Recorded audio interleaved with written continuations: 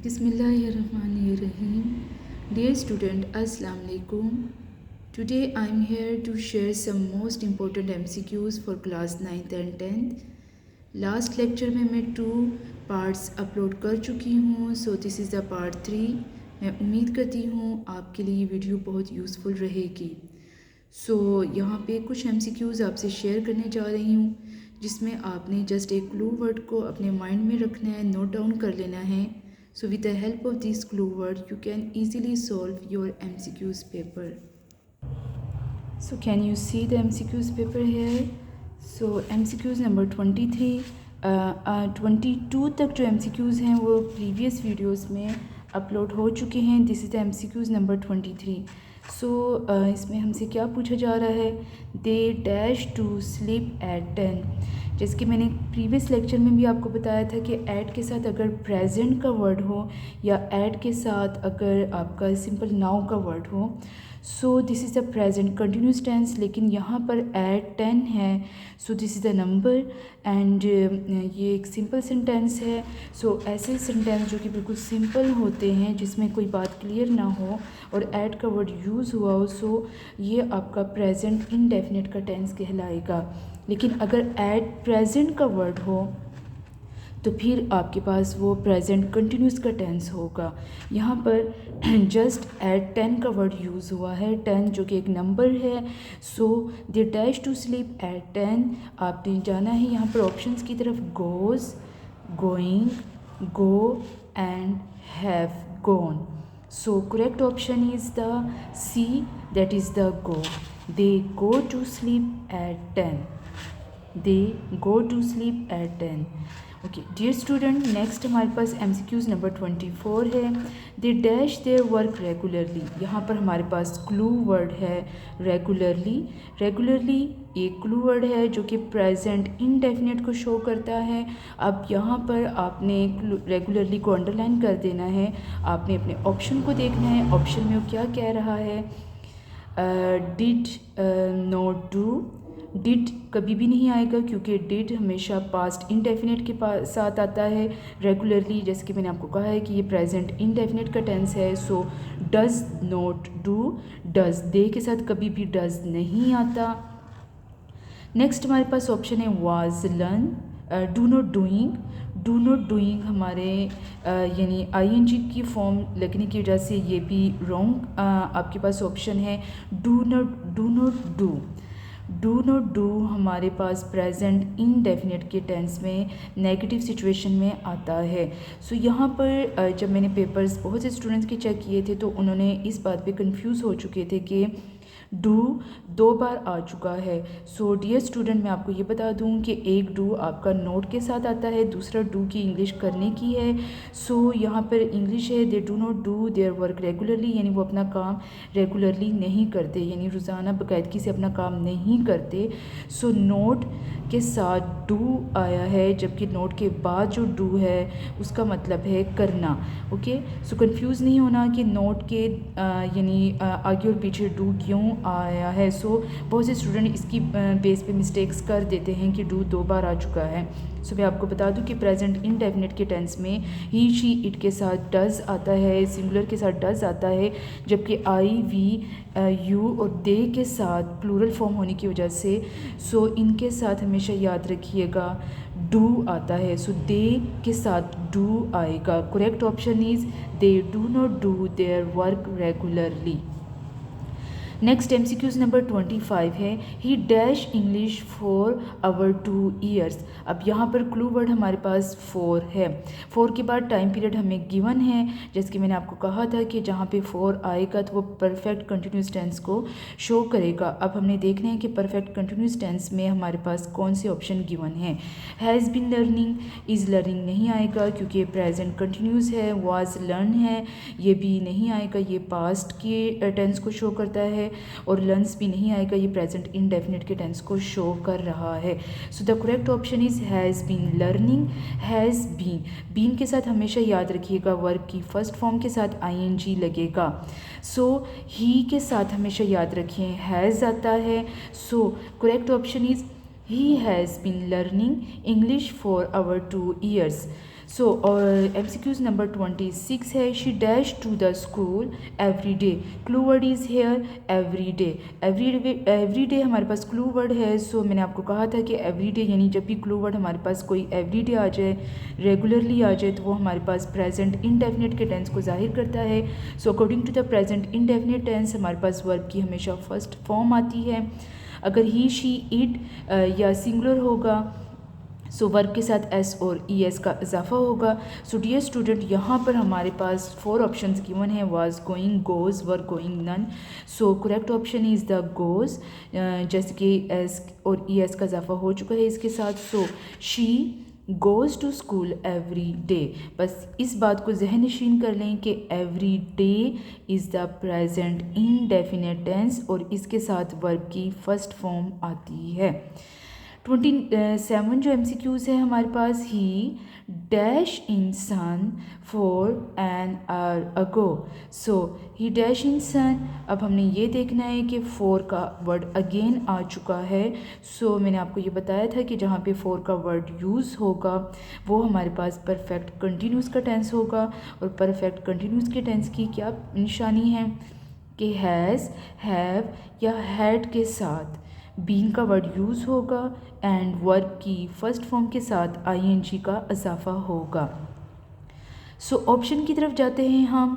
यहाँ पर have been standing है, बीन स्टैंडिंग, लेकिन यहाँ पे ना बीन स्टैंडिंग के साथ हैज़ यूज़ हुआ है, ना हैव ना हैड। सो ये रॉन्ग ऑप्शन है। हैव जो है वो भी यूज़ नहीं हो सकता क्योंकि ही के साथ कभी भी हैव नहीं आता। So this is also wrong option. Had been stand, haves been standing. अब इन दोनों में आपके पास जो वर्ड सही है वो ऑप्शन नंबर सी है, क्योंकि यहाँ पर हैज़ बीन स्टैंडिंग ING का इजाफा हुआ है। अगर हैड बीन स्टैंडिंग के साथ भी ING का इजाफा होता तो हम ये ऑप्शन भी लगा सकते थे, लेकिन in case has been standing ING का इजाफा होने की वजह से यहाँ पर करेक्ट ऑप्शन है option number C. So dear student, यहाँ पर आप क्या लिखेंगे? He has been standing in the sun for an hour ago. Okay, 28 option है हमारे पास, MCQs है। 28, इट डैश एट प्रेजेंट। जैसे कि मैं प्रीवियस लेक्चर में बता चुकी हूँ कि एट प्रेजेंट कहाँ पर आएगा। अभी भी मैंने आपको ये बात बताई है कि एट प्रेजेंट का वर्ड जहाँ पे भी यूज़ होगा वो प्रेजेंट कंटिन्यूस टेंस का यानी सेंटेंस होगा।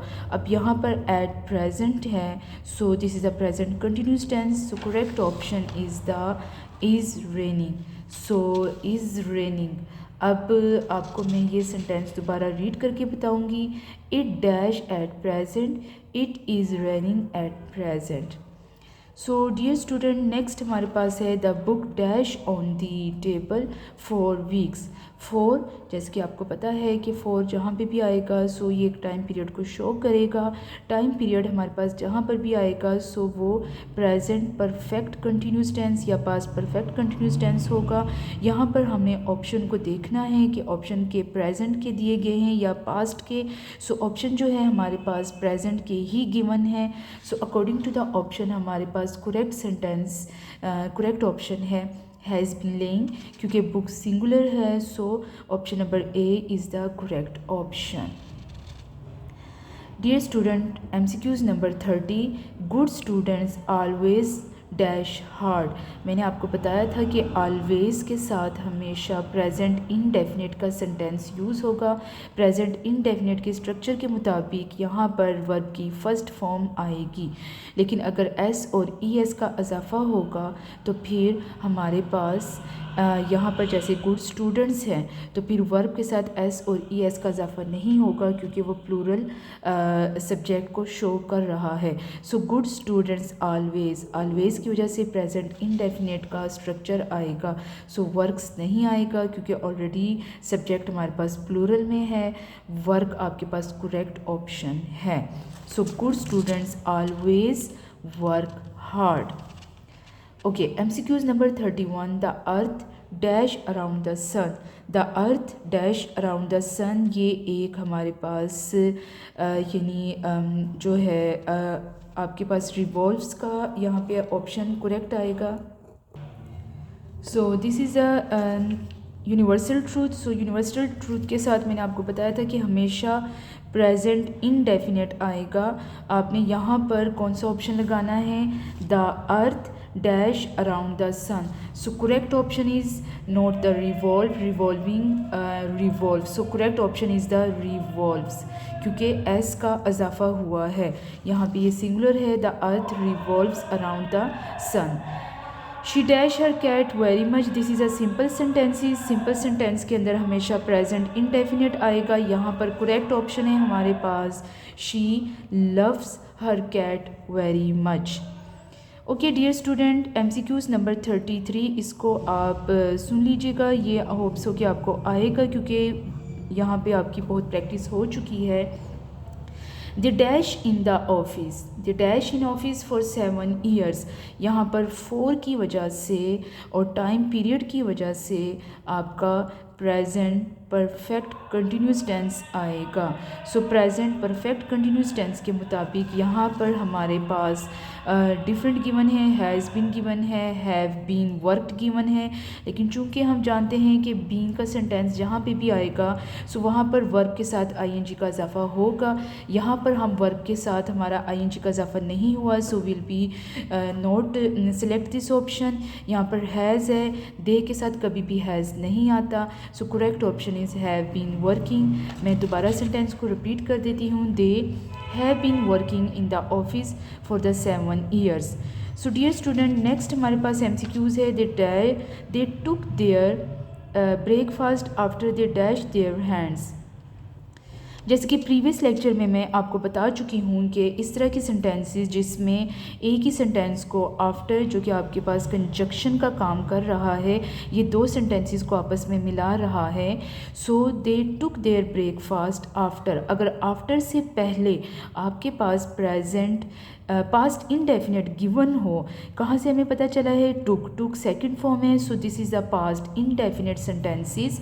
आफ्टर के बाद अगर पास्ट इनडेफिनेट सेंटेंसेस गिवन हो, सो आफ्टर के बाद जो क्लोज आपके पास आएगा, नेक्स्ट पार्ट आएगा, सो उसमें आप याद रखिएगा पास्ट परफेक्ट लगाएंगे।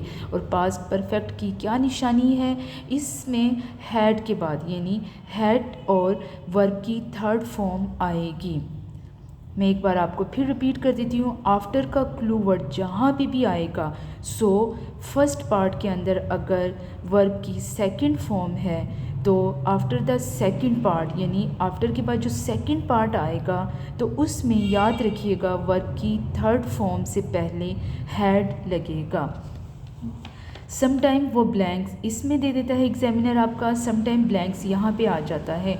सो अगर यहाँ पे हैड और वर्ब की थर्ड फॉर्म होगी तो फिर आफ्टर से पहले आपने वर्ब की सेकंड फॉर्म लगा देनी है। सो डियर स्टूडेंट, यहाँ पे करेक्ट ऑप्शन है हमारे पास हैड वॉश्ड। एक बार आपको सेंटेंस में फिर रीड करके बता देती हूँ।